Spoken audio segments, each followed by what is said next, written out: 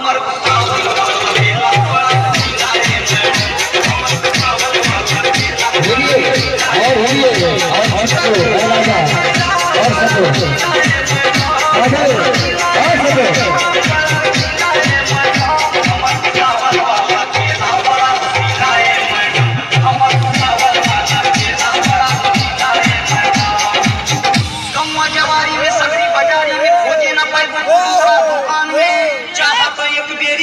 के देखा मिली न गड़बड़ी कौनो सामान में।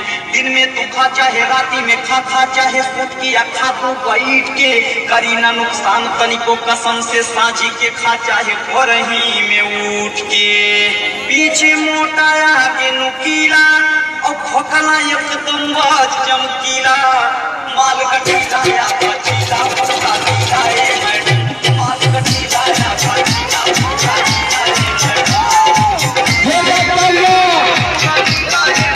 एक बार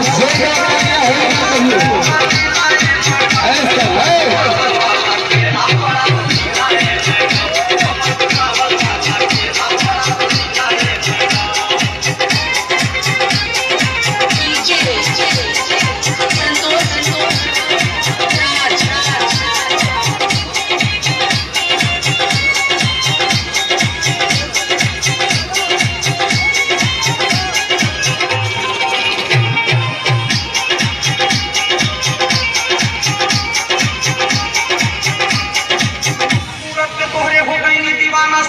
हाजिरी कई देहनी सेत में देखा पसंद जो हो के नहीं हमार दयावा चला हमरा और सके ताकि शर्म लेके जाए में तो लिख जा पता तोहरे घर लेके आई जब ले रही जानते ही में हमरे रोजी कसम रोज केला खियाई। सर्विस बढ़िया मिली हमार अब करना ज्यादा सोच विचार ये केला का दिया मम्मी सिलाए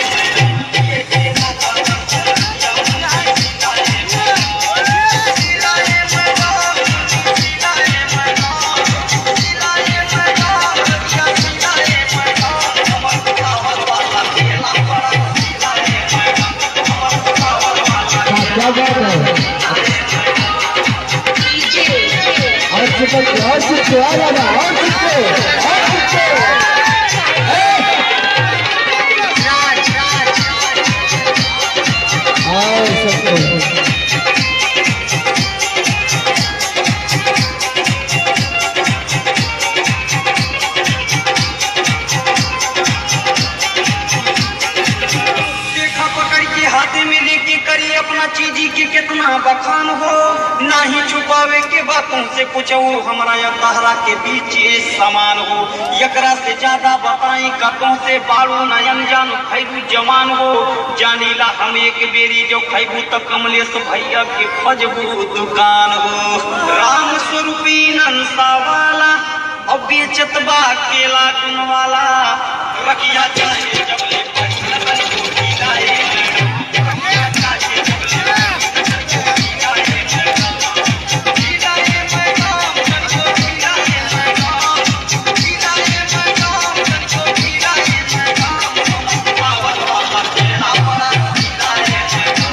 Let's go.